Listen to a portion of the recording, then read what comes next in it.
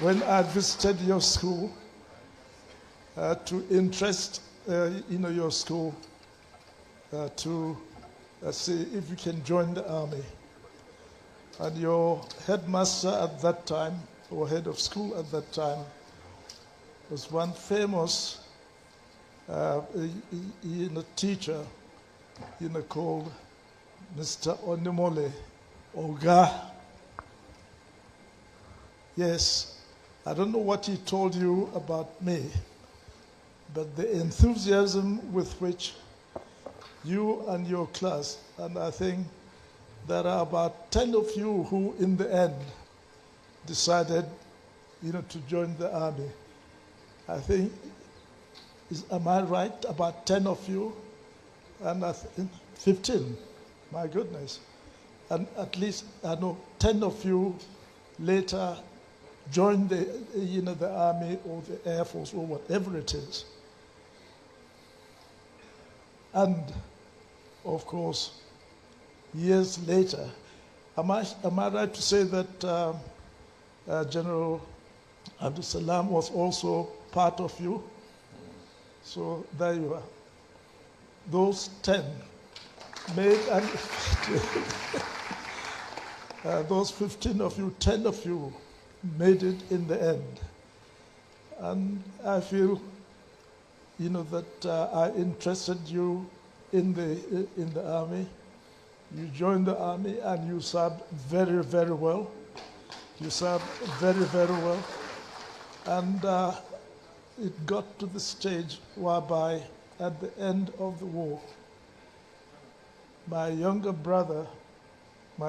brother, late Isaiah, came and told me about this, his commander.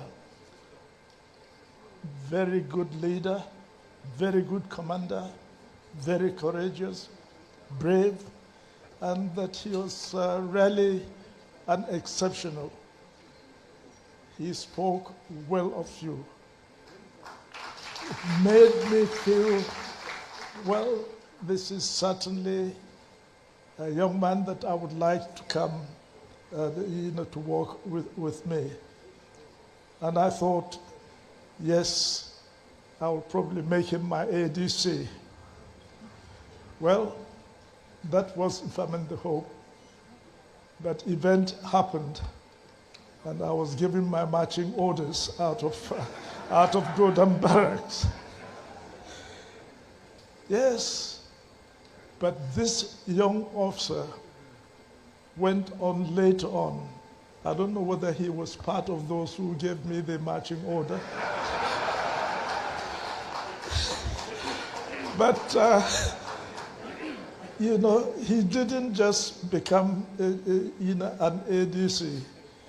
He became, a head of state as well, a boss of bosses. And honestly, and I know the amount of work you have done.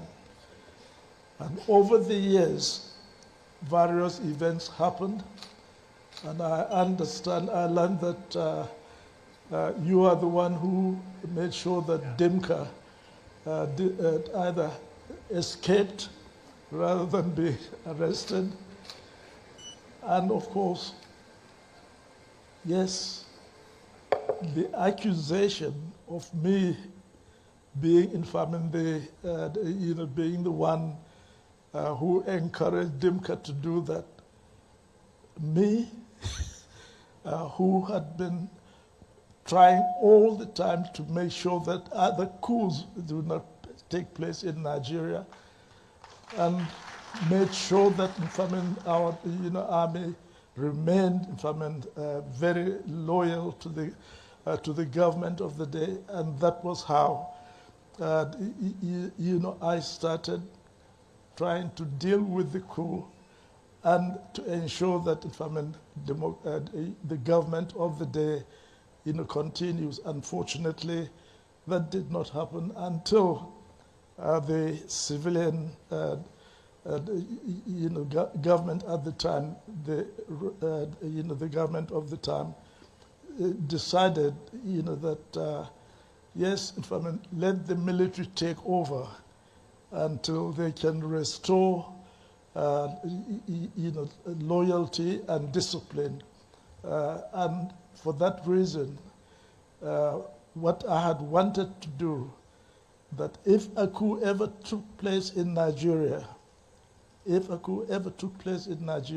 hope the loyal ones of us will deal with the situation and return the status quo. That meant return the government.